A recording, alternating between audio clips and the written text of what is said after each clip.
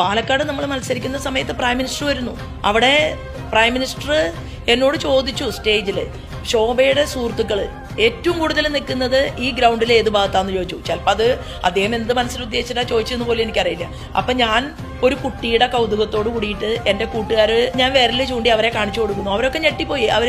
ഞാൻ ചൂണ്ടിക്കാണിച്ചപ്പോൾ അവർക്ക് തോന്നി ഞാൻ പറഞ്ഞിട്ടാണല്ലോ പോകുന്നത്.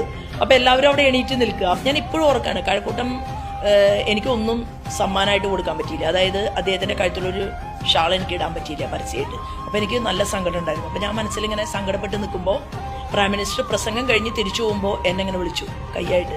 അപ്പോൾ ഞാൻ തിരിഞ്ഞു നോക്കി, എന്നെയാണോ വിളിക്കുന്നത്?